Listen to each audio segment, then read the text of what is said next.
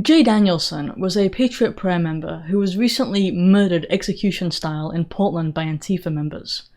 As a result of that, Patriot Prayer, which is like a conservative Christian group, they organized a memorial event for Jay that took place on Saturday, the 5th of September in Washington State. It was a celebration of Jay's life, basically, by a bunch of his friends.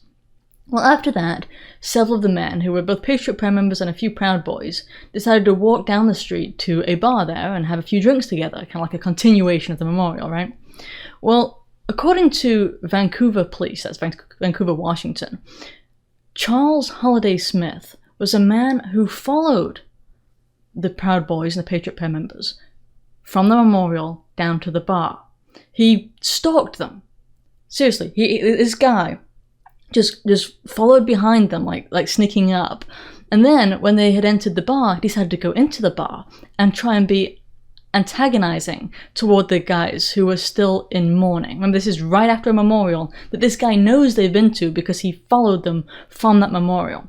So, he goes in the bar, and when he's there, he gets his phone out and starts putting his phone right up in people's faces as if to say, like, I'm recording you. Gets up in their faces, tells them that he's recording them, tries to be basically maximally antagonistic. And eventually, he gets thrown out of the bar because he's that much of a problem. Alright? So he gets thrown out, and then he walks through the parking lot, still talking some junk toward the Proud Boys who are out in the parking lot. Some of them are standing around. Well, one of the Proud Boys, Shane Moon, gets out his own phone and decides to take some pictures of Charles, our antagonist, because he figures this guy's going to be a problem in the future, if not just telling stories or whatever. So Shane takes pictures of him and his truck. Well then, Charles starts his truck and aims right at Shane and runs into him. And I don't mean slowly, I mean he floored it into Shane, at which point Shane flies in the air, gets on top of the truck, and hits his head on the concrete ground. He's unconscious immediately. Charles in the truck sped off as fast as he could.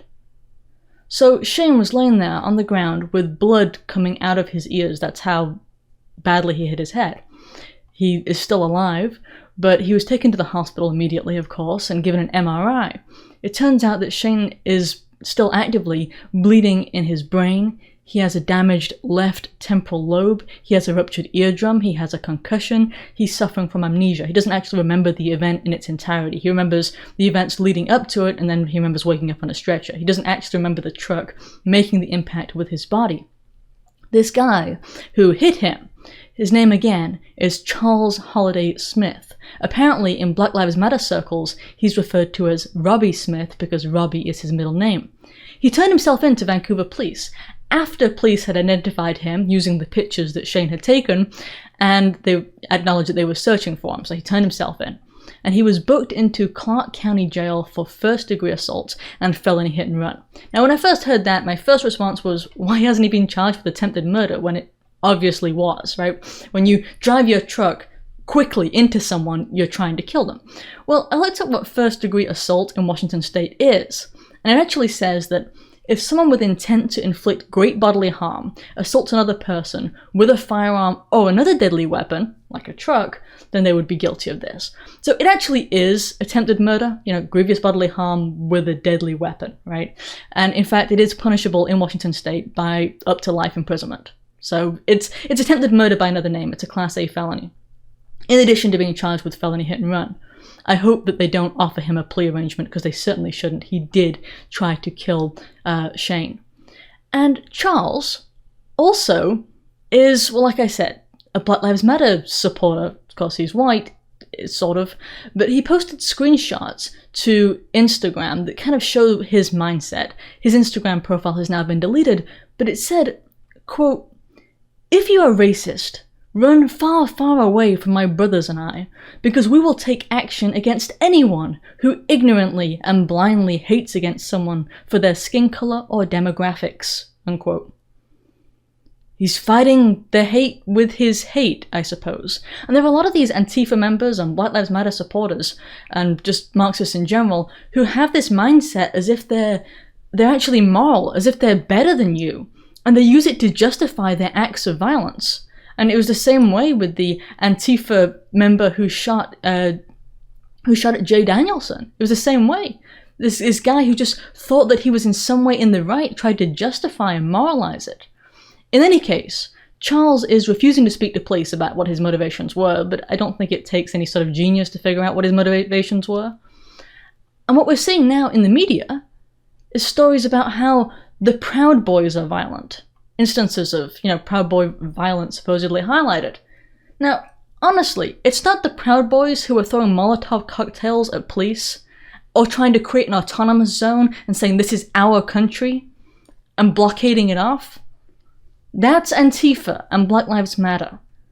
But I noticed that the media has been completely quiet about this attack, this attempted murder, just as they tried to cover up and minimally cover the murder of Jay Danielson too, because it didn't fit their narrative at all.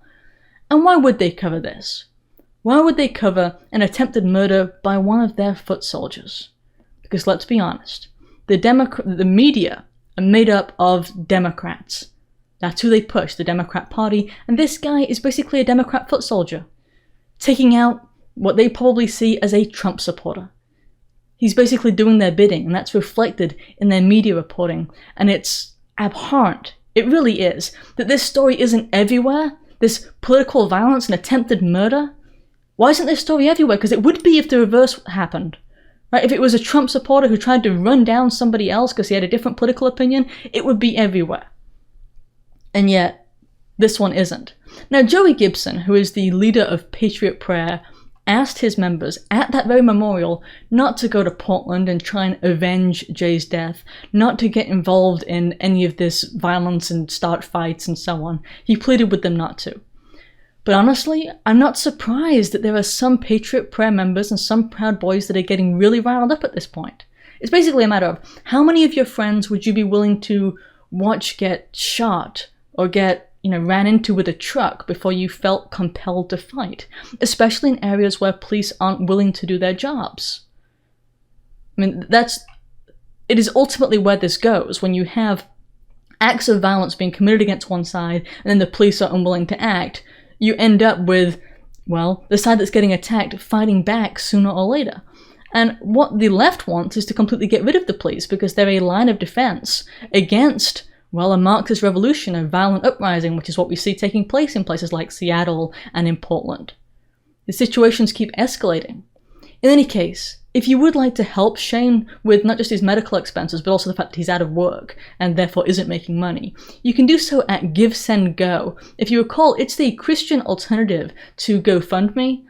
GoFundMe has become notorious at this point for censoring conservatives and Christians. Anybody that they don't agree with, they just take down the page for. So GiveSendGo is better, and not only that, it doesn't charge the same fees. I think he has an account at both places, but I strongly recommend that you use GiveSendGo because, again, GoFundMe is pretty much just an evil company at this point, and so why would you want to fund them? In any case, Shane could use your help. And spread the word about this, because again, the mainstream media isn't covering it. They don't want to, because they don't care about people like Shane. I mean, and they want to protect the Democrat foot soldiers that engage in acts of violence like this. That's their people. So they won't spread the word, so it's pretty much up to us. Wait, if you enjoyed that video, please remember to like and share. I can't grow without you. Also, if you want to be reliably notified of new videos, don't forget to subscribe to the newsletter. If you're able to support the production of these videos, I'd appreciate it if you'd subscribe at Subscribestar, or maybe get one of the healthier products, or even get some merch.